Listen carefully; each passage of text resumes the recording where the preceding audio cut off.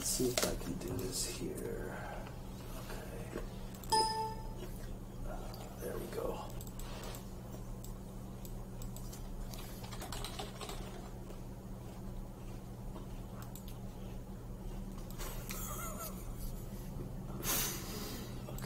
Okay, there's one.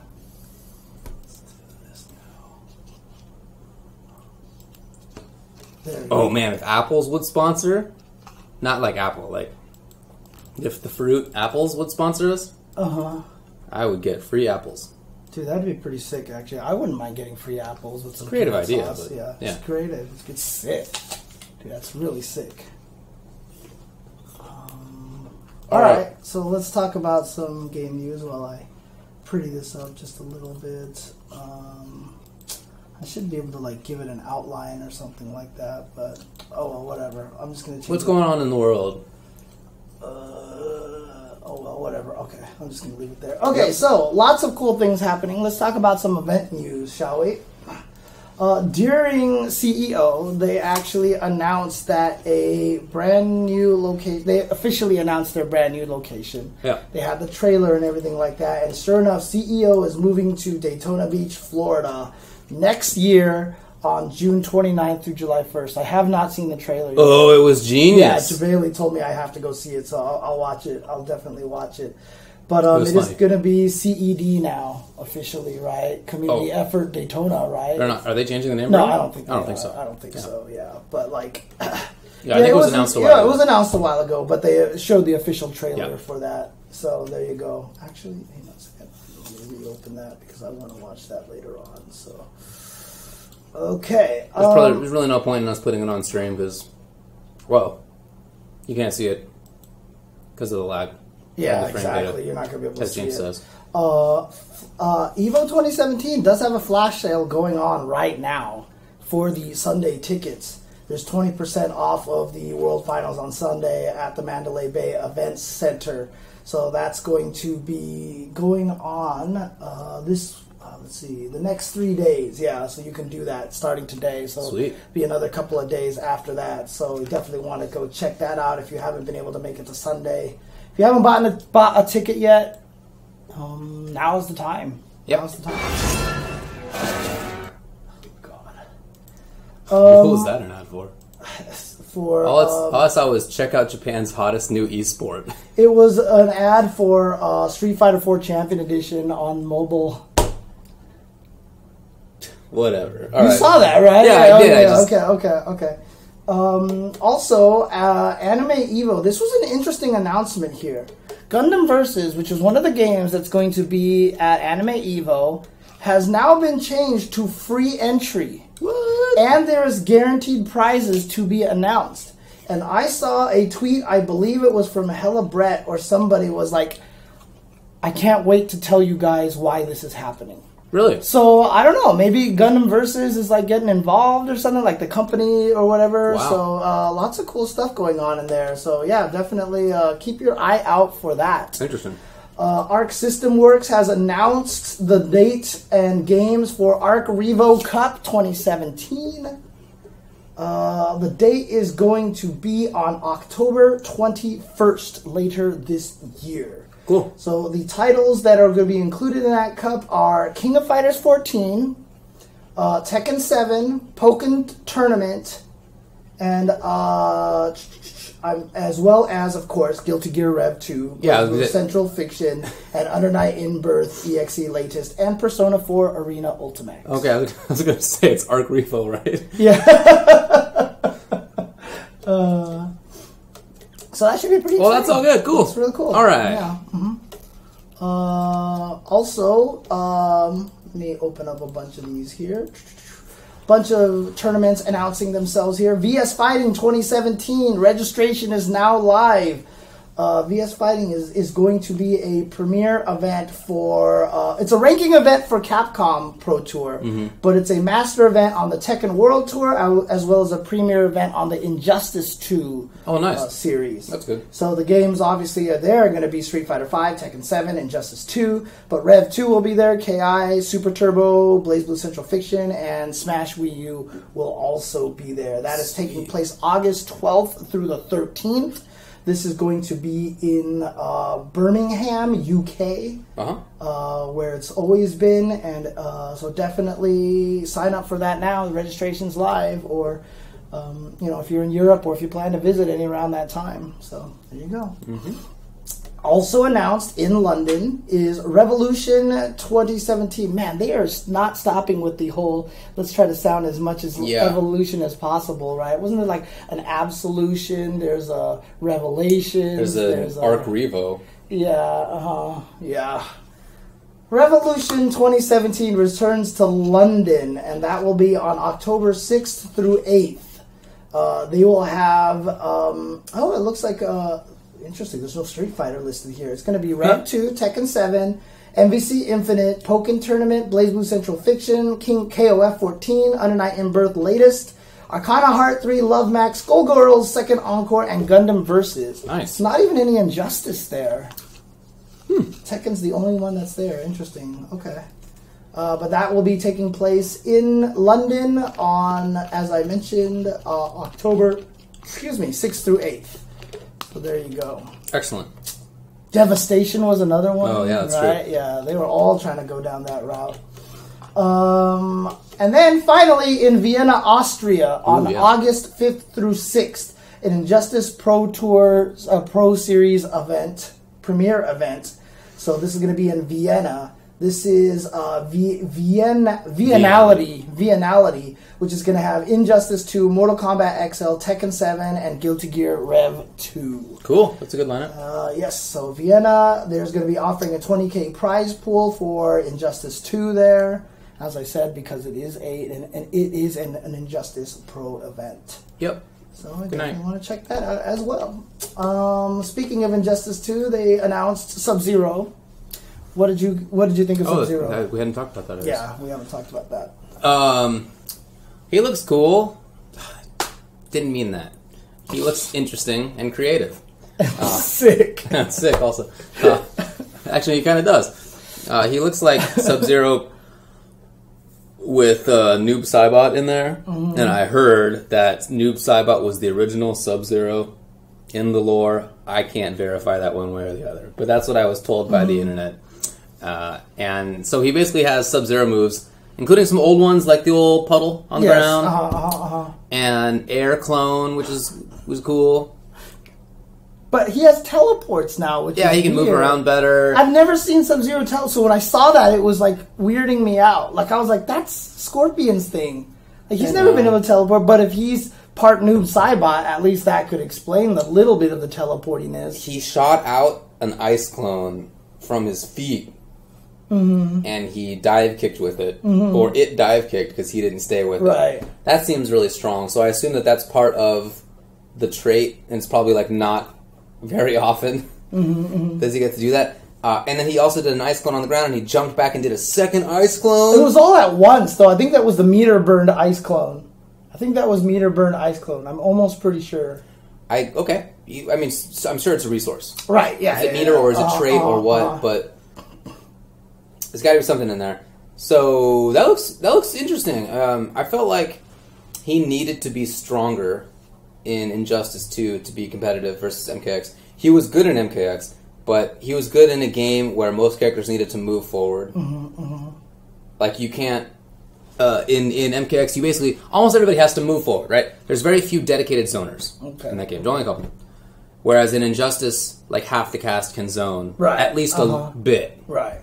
Because Injustice just has less characters that can teleport to the other side of the screen. And less stuff of like that, right? It's much more about zoning and footsies and stuff.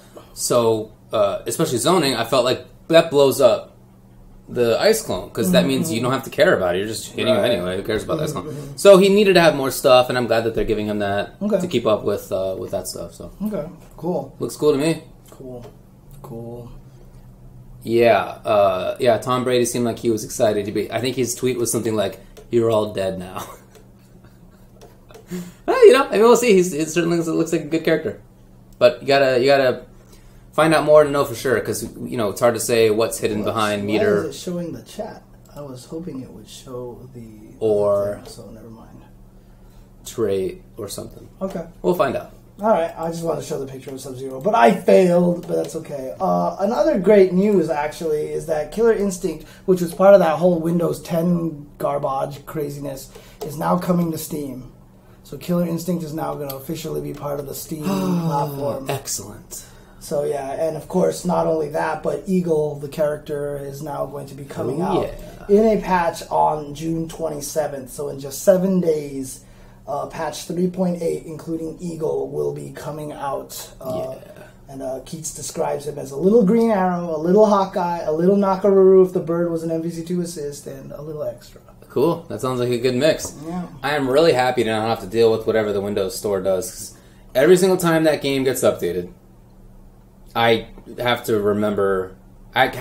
reinvent how to update it. Oh, I don't remember it. It's the only game that I play on Windows Store. It's not like Steam where it's like, hey, update your game. Yeah, it's like, hey, we're updating it for you. There you go. If you have it on automatic. And whereas with Windows Store, you had to click on X or Y. You had to follow this maze, and who knows. So I'm really glad that it's on Steam. Yeah, but they announced that at CEO, which I thought was super cool. That was super cool. Also, Nintendo has announced that DLC plans for ARMS is that the DLC is going to be free. Ooh. Yeah, so, players will naturally be looking for new updates.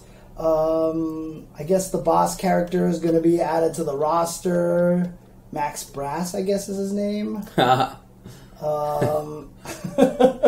But yeah, I guess they're saying that they're going to be free. So there you go. You don't have to buy the characters. Very cool. Yeah. So I read 2 alternating opinions on what the lore is in that game. Did you hear about this? I saw one of them, yeah. One of them is that everybody woke up with springs for arms one morning. And they decided and to they just had it. And then they fought. And then the other one is that they put on the masks, and the masks is what turns their arms into springs. Oh, whoa. They all have masks? I don't think I noticed that. The competitors have masks. Oh, interesting. See, I mean, the interesting thing about it is if they all woke up with arms and they turned it into a sport, I think that would actually be sick. That was actually one of my favorite story developments of the Avatar cartoon series, was that the first Avatar was just super serious, warring nations, blah, blah, blah. And then when they got to Korra, things are more civilized, the world isn't as much in war, and all of a sudden all the bending is like a sport. Like there's actually sport bending where they just use their powers for entertainment. Like it just made so much sense.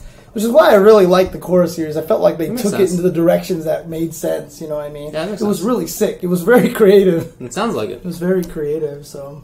Okay. Shut up, you guys. I like Korra. Okay. SNK, did you see this? The secret Easter egg that they revealed? Yeah.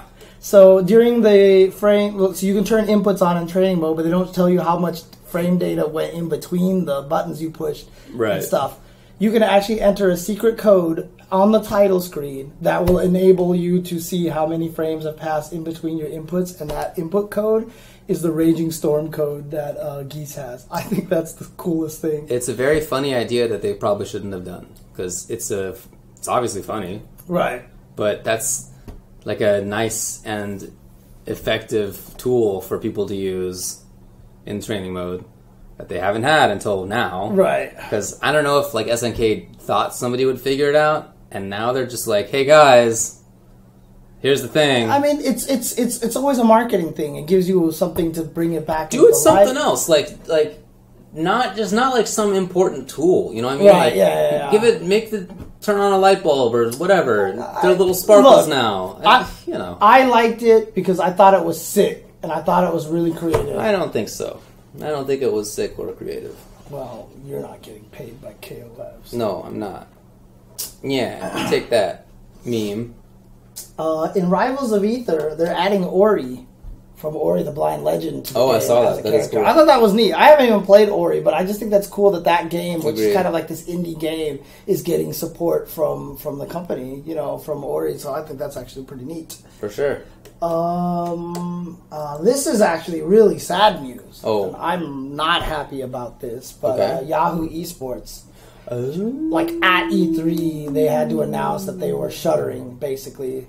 They got, what was it, AOL merged with them? Verizon bought them. Yahoo bought Yahoo. And then I guess they just didn't see any reason to keep the esports team around. What a bummer of a time. And they shut that down. During E3, like, I saw Michael Martin walking around the MVCI area.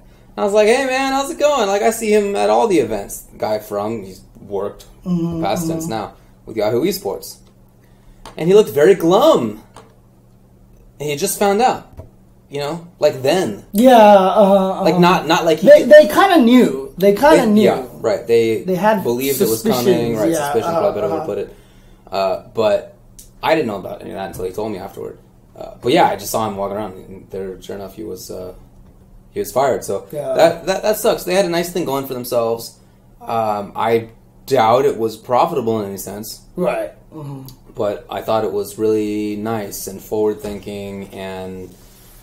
Too bad that I guess Verizon doesn't think so, or whatever's going on. I'm really sad too. Gotta have the $1 million golden parachutes and whatnot. Look, they just got me, and so now I'm a shill. But they got me to go in there and do a video series for them. I did one episode of this video series, Icons, where I get to talk about That's right. to the people in the FGC that you don't get to see that often. Like, people don't know Shinjin's history. Shin Jae-en, who's on Level Up, he's like the main guy on Level Up. It's him and Vi, right? It's always been those two guys. Did this whole thing where we sat there and talked about all these great stories about the past, about B5, about like the stream dropping in 2010 and all these things like that. And everyone who watched it was like, "This is really cool. I love this. I want to hear more stories about it." I'm like, "Well, great. So I'll keep doing." And then, yeah. So yeah, it's too bad. Agreed. Definitely unfortunate. Hopefully something else will come along and spend money and be okay with losing it for a long time until they finally make it. A lot of guys there, talented people there. Shola is the guy that I've worked with a lot. Michael Martin. I think Harley there is also very a good addition there. Taylor Koch, who's there, who's also very good. And even in the video, he was like, thank you for people for making fun of my name for a long time. So he's, sure, it's first time for him. Yeah, exactly. So what a tough name. Yeah. Okay. But yeah, that sucks. Bummer. There were a lot of good articles on the Yahoo websites. But speaking of good interviews and good articles and stuff like that, Born Free Tweets did a couple of new interviews at E3. He interviewed Filipino champ about Marvel vs. Capcom Infinite. He also did an interview with Alex Valle, and they did a bunch of talks of old stories as well. Yeah. And I know that his next video with Sejam is coming out pretty soon as well. Oh, that's cool. And I think he was the reason why Sejam missed his flight. Yeah, so. True story. Yeah. Sejam had to get a later flight to see you. Yeah, I saw the one with Valle this morning. It was good. Alex is a talkative fella.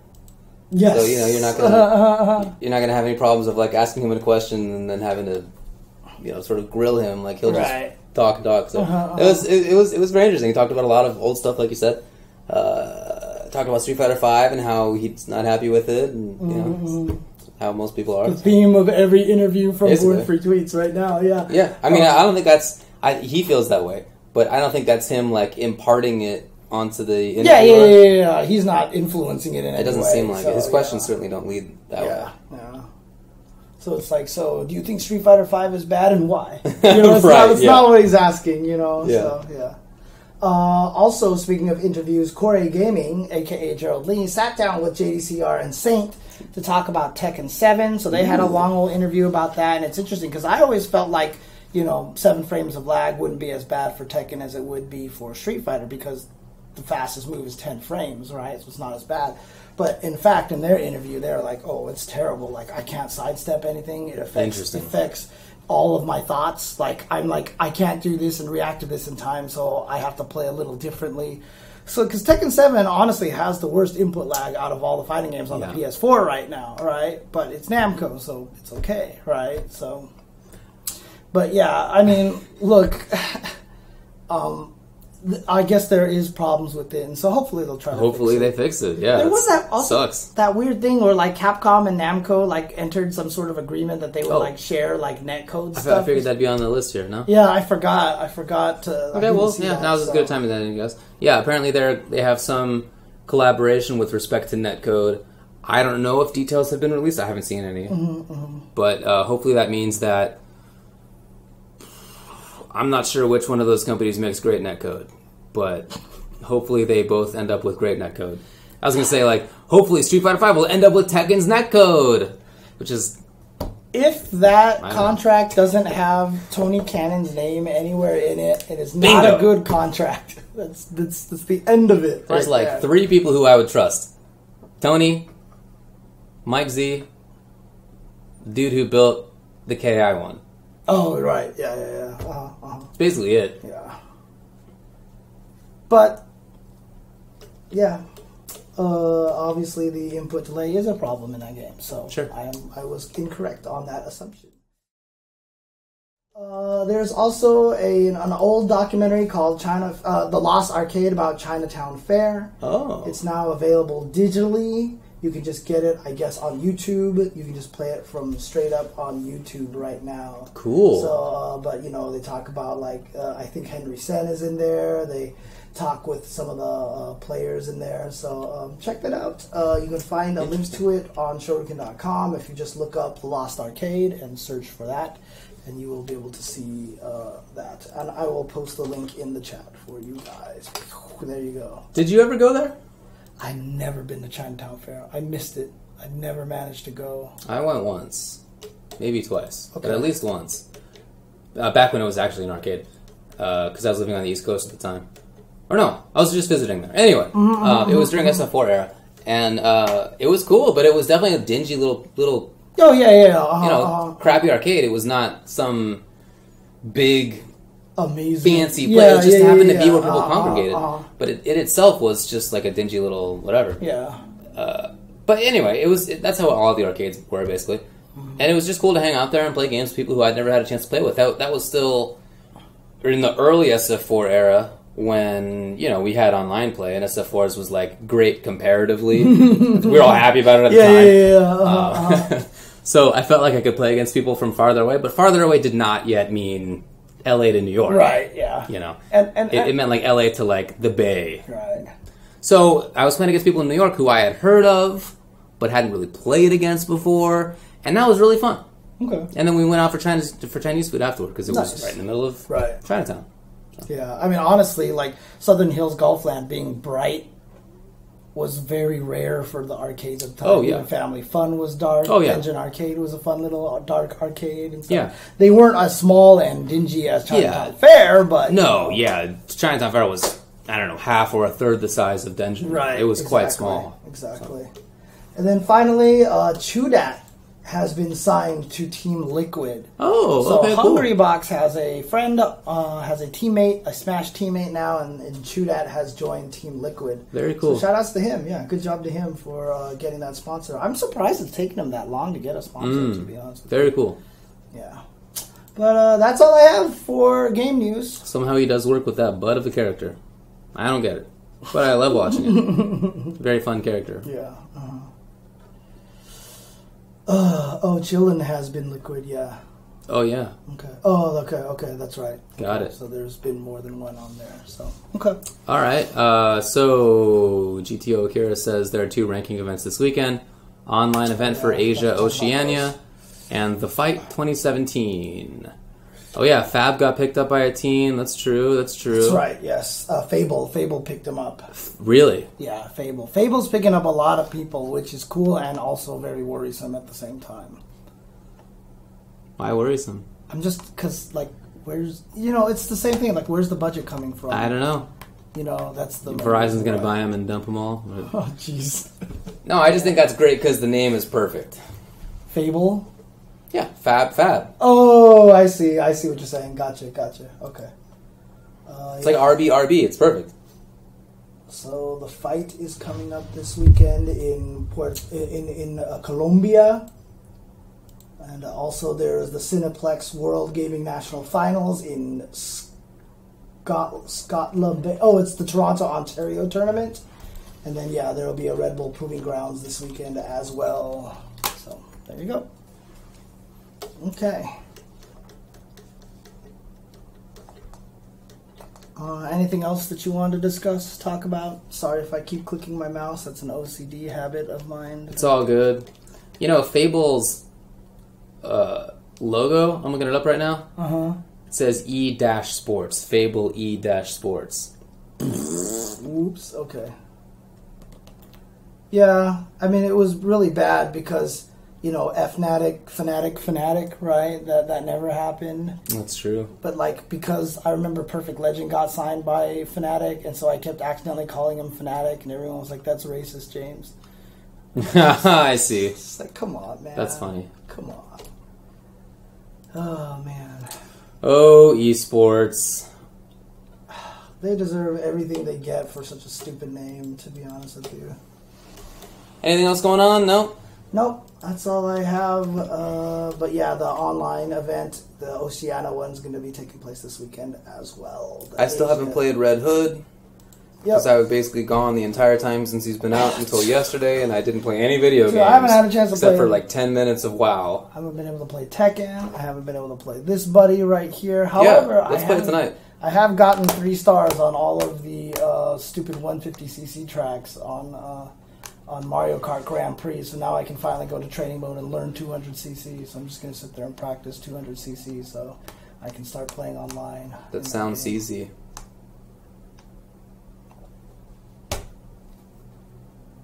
Okay.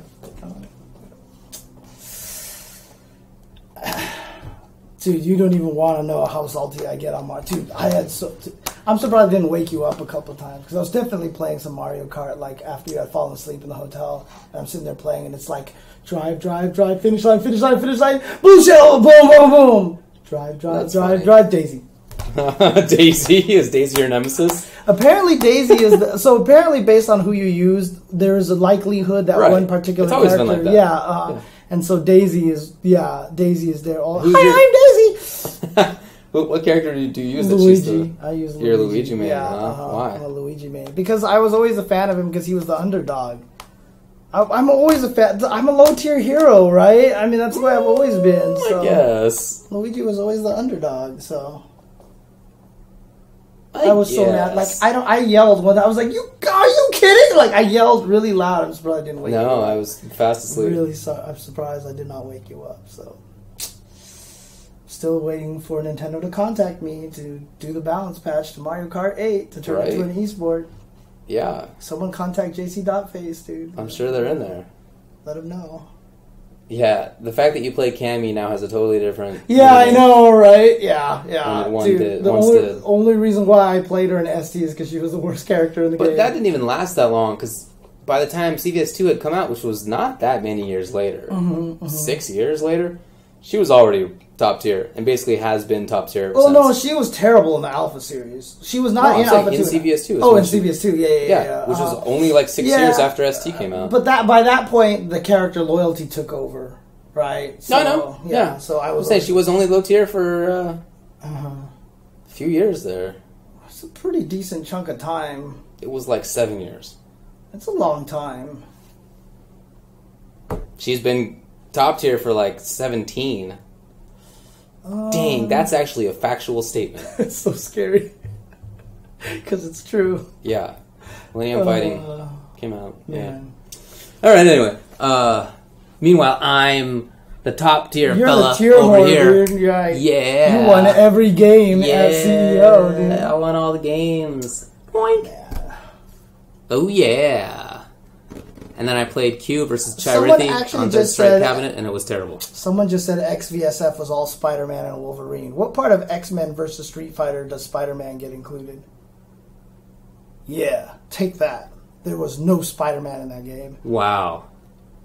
Bodied. Not even in the right game. Bodied. Dang, I don't remember. So. He was good in Marvel Superheroes. I think he was good in Marvel Superheroes versus Street Fighter, but he wasn't in X-Men versus Street Fighter. Oh, he's not an X-Man. Yeah. Dang. Bodied. And I didn't change the topic, so I apologize. Oh, hey, it feels nice, Spike 2501, to play top tiers. I'll have you know, in my own eyes, I have often played top, or at least good characters. Why am I doing that? I forgot that we have everything back. I have the stupid highlights again. Why am I actually left creative. Oh, creative's still up there? Yeah, that probably doesn't need to be there. Yeah, okay. So I feel like there are two exceptions. One, obviously, I played Q. Not the best call. Mm-hmm. Definitely a terrible character. And then other than that, I played Dan in SF4 once I was pretty sure I wouldn't be able to compete again. Since we don't have a lot of topics right now, we're just going. I'm turning on the air. That's fine. Okay. Yeah, I played Dan because I identified with Dan, who could not compete well. And I was like, yeah, that's my guy. Because I can't play well anymore. Oh, man. So other than those two, I feel like I always pick good characters. Yeah, Geef has been top tier for sure. Geef was good in Vanilla SF4, and he was good in Ultra SF4. Yeah. Geef's fine right now. Dude, in Alpha 2, I thought Geef was terrible. That's why I played Zangief. He was considered super bottom tier until people found out that he was super good because he has one of the longest sweeps, which made him super good with the Vice. He ended up good. Yeah. Yes. Alpha 3 was the one game where he was super broken. He was good. At first because of Exism Zangief was broken, and I was like, that was the game where I said, screw being a low tier hero, I'm just going to use this character because he's broken.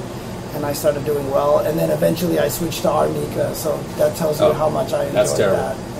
Yeah, Dan actually wasn't that bad, but he certainly was not a good character either in SF4. And I played like She-Hulk, Spencer Doom in Marvel Vanilla, Marvel 3. I played Bane in Injustice 1, Kano and Kotal and MKX. I'm playing Scarecrow right now. I feel like I always pick good characters, but I have a reputation for the opposite. I think partially it's because everybody's an idiot and thought Khan was bad. Oh, sorry. Right, yeah, that's right. Idiots. That's right. I remember everybody who's an idiot. Not me, an intellectual.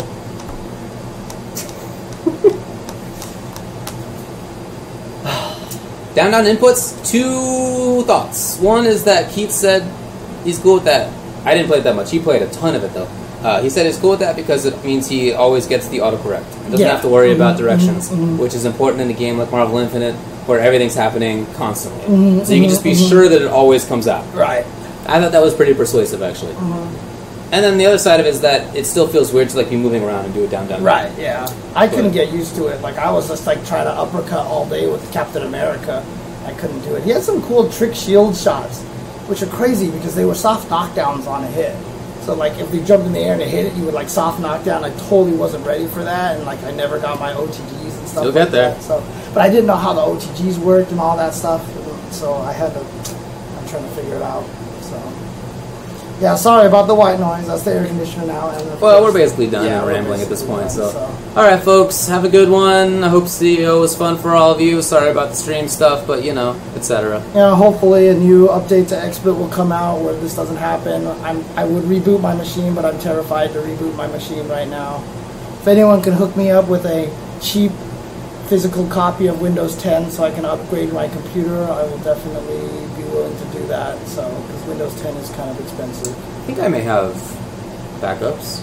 Yeah, but I would have to buy another key anyway, right? The key is that's where the money is, fair enough. right? Yeah. So yeah, exactly.